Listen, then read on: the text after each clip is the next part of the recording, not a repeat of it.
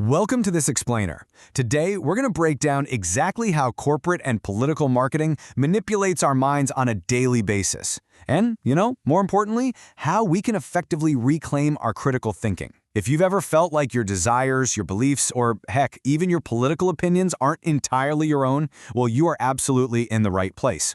We're going to map out the architecture of this manipulation and hand you the exact blueprint for taking your mind back.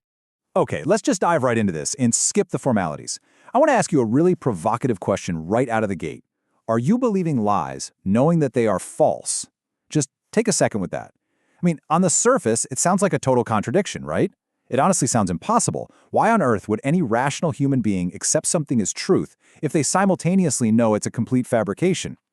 Yet, as we're going to see as we dig into this material, this paradox isn't just a random thing that happens to us, it's actually an actively engineered state of mind.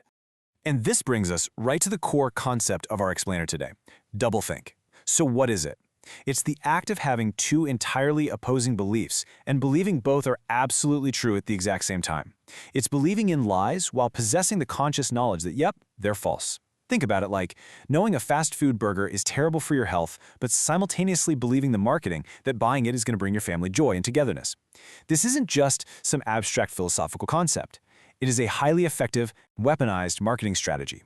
Corporations, media conglomerates, big institutions, they use this continuously to sell ideologies and products to everyday people like you and me. They literally rely on our brain's willingness to hold these contradictions.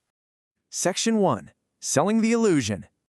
Just look at the relentless hypnotic rhythm of the marketing traps we fall into every single day. I need to be wealthy to be happy. I need likes on social media to feel loved. I gotta be pretty to be noticed, have power to be respected, or own this wildly expensive gadget just to be valued. What the media and corporate marketing have done, brilliantly and honestly pretty insidiously, is falsely equate baseline consumerism with our deepest fundamental core human needs. Intellectually, sure, we all know that a smartphone doesn't dictate our human value. That's the rational truth. But through repetitive doublethink marketing, we somehow simultaneously hold the opposing belief that we absolutely must buy that gadget to be worthy. It's crazy.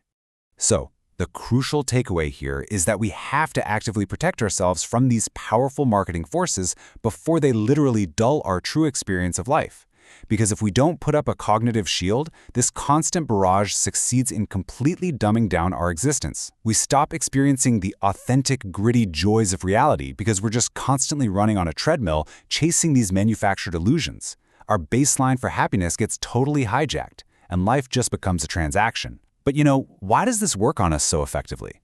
Like, what internal vulnerabilities are making us surrender our minds so willingly to these outside forces? Section 2. Why we lose control. This dynamic right here is a direct cause and effect. When we inhabit a vulnerable state of mind, feeling helpless, hopeless, dependent, desperate, or playing the victim, the immediate result is a massive loss of our critical thinking. We just stop striving for self-reliance. And this right here is the exact fertile ground that doublethink marketing needs to take root. Think about it. When you're feeling desperate or dependent, you are vastly more likely to accept a marketed lie as a life preserver. And here's the thing, this state of vulnerability isn't usually an accident. It's a compounding series of choices. We surrender what the source material calls our true sense of divine power when we neglect our overall holistic well-being. We fall even further down the rabbit hole when we ignore life's true meaning and just stop pursuing our passion and purpose. We abuse our gifts. And perhaps most dangerously of all, we lie to ourselves just to stay comfortably numb in our safe zones. But let's be real, a comfort zone is often just a gilded cage. We essentially throw in the towel on physically, mentally, emotionally, and spiritually improving ourselves. We fail to realize our true potential simply because we've chosen the comfort of self-pity over the rigor of self-reliance.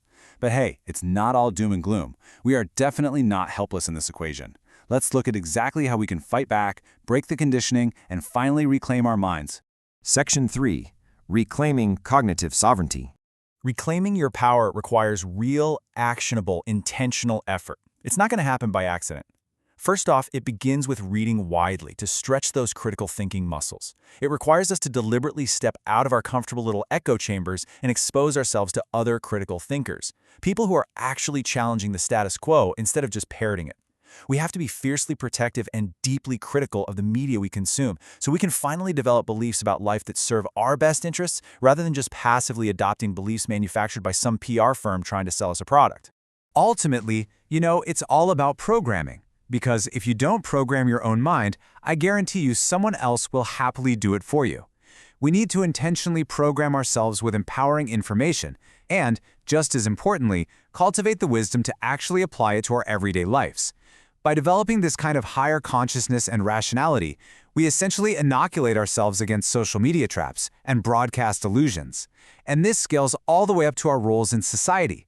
As citizens and voters, this exact same critical thinking is what allows us to objectively analyze the agendas of literally any political party or leader.